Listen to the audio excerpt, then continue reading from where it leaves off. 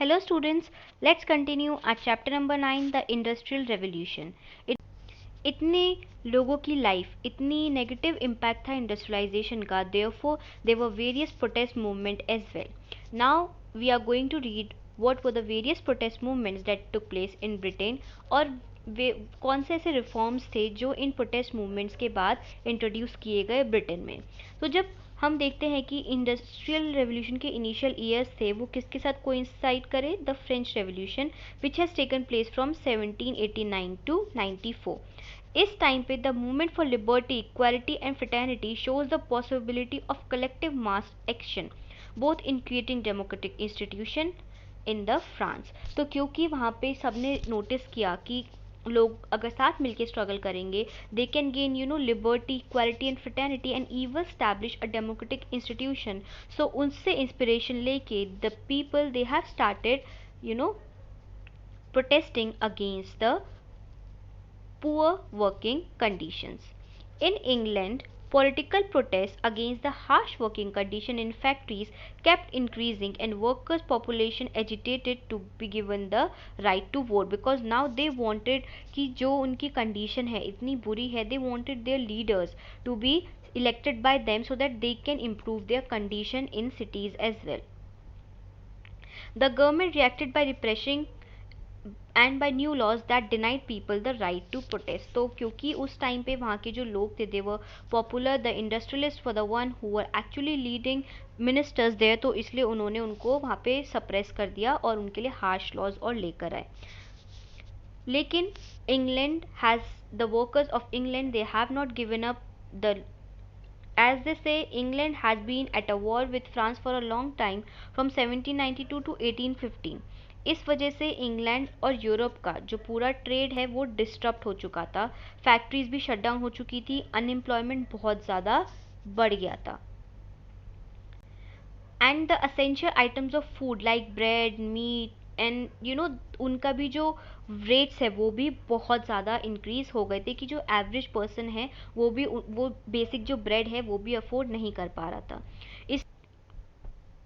इसी बीच पार्लियामेंट ने 1975 में 2 कॉम्बिनेशन एक्ट्स पास करे जिसके अकॉर्डिंग अगर कोई भी ऐसी कोई स्पीच देता है या फिर ऐसी कोई चीज़ लिखता है जिससे कि लोगों में हेट्रेट पैदा हो किंग के लिए और वो रिवोल्ट करना स्टार्ट करें, वो उन्होंने इलीगल उसको कर दिया.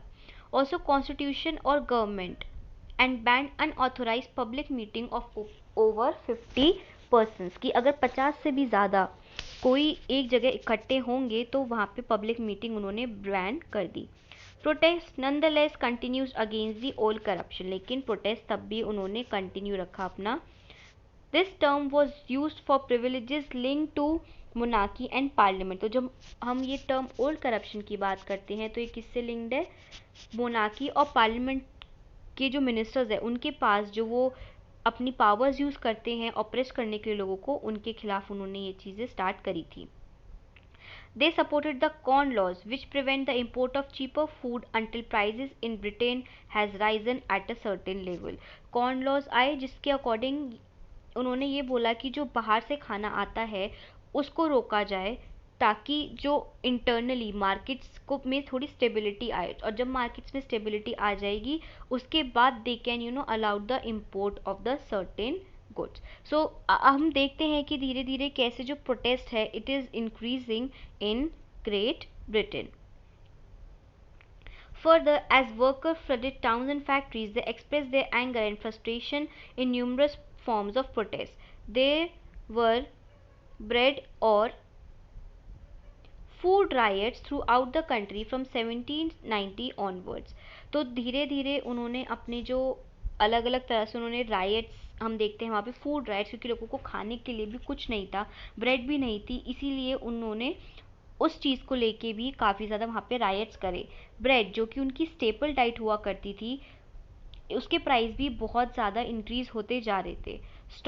जितने भी ज़्यादा पहले ब्रेड होती थी तो उसको क्या करते थे कि वो जो बड़े बड़े जो ट्रेडर्स होते थे वो पहले ही उसका स्टॉक करके अपने मन मर्जी अपने रेट्स पर सेल करते थे.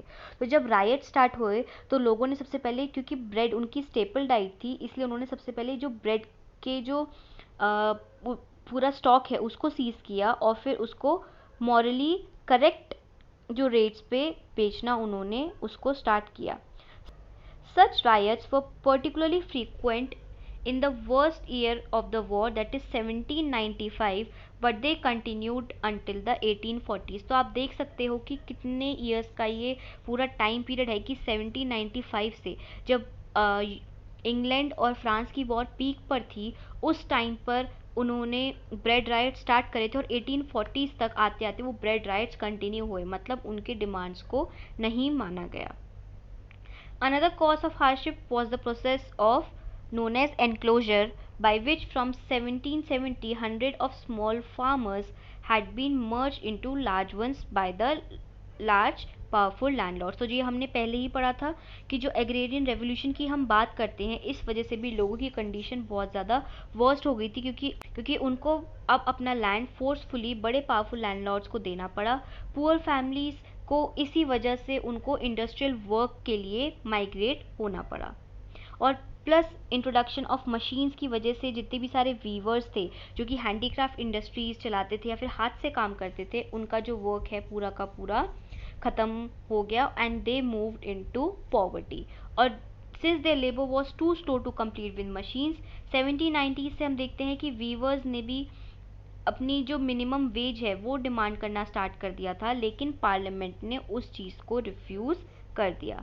उन्होंने वहाँ पे स्ट्राइक भी करी, लेकिन वहाँ पे भी कोई फ़ायदा नहीं हुआ, क्योंकि किंग और पार्लियामेंट की फोर्स ने मिलके उनको वहाँ से हटा दिया। फिर उन्होंने कॉटन वर्कर्स ने लैंकाशायर में जो पावर लूम्स हैं उनको डिस्ट्रॉय करना स्टार्ट किया कि हम मशीन्स को ही डिस्ट्रॉय कर देते हैं, अगर मशीन्स ही नहीं रहेंगी तो हमें कौन रिप्लेस करेगा। उनको भी उन्होंने अपना डिस्ट्रॉय करना स्टार्ट कर दिया। और इनिशियली और बाकी सारी जगह पर भी, लैंकाशायर के अलावा नॉटिंघम में भी उन्होंने मशीन्स के खिलाफ अपना रिवोल्ट स्टार्ट कर दिया। और अलग अलग जगह हम देखते हैं कि उन्होंने प्रोटेस्ट स्टार्ट हो गए, किसके against? Against the use of the machine.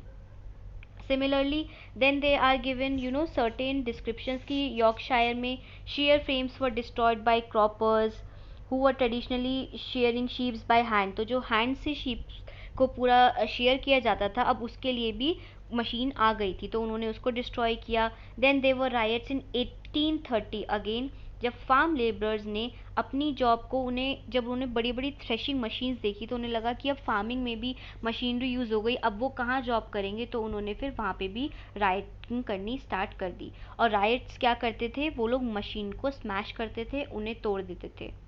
But इसका जो हम आगे देखते हैं कि इसका नतीजा क्या हुआ। 9 of them were hanged and 450 were sent to Australia as convicts, जो कि हम ऑलरेडी 10th चैप्टर में पढ़ चुके हैं कि किस तरह से जो ब्रिटेन में जो भी कन्विक्ट होते थे उनको ऑस्ट्रेलिया भेज दिया जाता था। तो यहाँ पे भी ऐसे ही हुआ कि 9 जिन्होंने मशीन्स को डिस्ट्रॉय किया था, 9 लोगों को तो दे हैव हैंग और बाकियों को उन्होंने ऑस्ट्रेलिया एज कन्विक्ट्स भेजना स्टार्ट कर दिया था।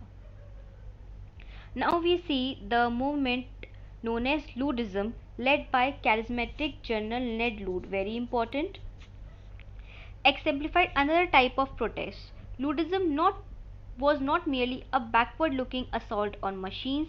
Its participant demanded a minimum wage. Luddism, जो कि नेट लूड ने जिनको कि उन्होंने बिगिन किया था, उसमें सिर्फ यही नहीं था कि सिर्फ मशीन ही डिस्ट्रॉय नहीं कर रहे थे, वो अपने मिनिमम वेजेस को they were demanding for the minimum wages now, and they control over the labor of women and children and work for those who had lost their jobs because of coming up of machinery। तो आप देख सकते हो कि जो लूडिज्म जो ये movement था पूरा, इसमें उन्होंने सिर्फ मशीन को ही नहीं स्मैश किया, लेकिन उन्होंने मिनिमम वेजेस की डिमांड की, प्रॉपर वर्किंग कंडीशंस डिमांड की फ्रॉम वुमेन एंड चिल्ड्रन। और जिन्होंने अपनी जॉब्स लूज़ की हैं उनके लिए भी उन्होंने राइट मांगी कि they have right to form trade union, ताकि वो अपनी डिमांड्स को एटलीस्ट प्रेजेंट कर सके।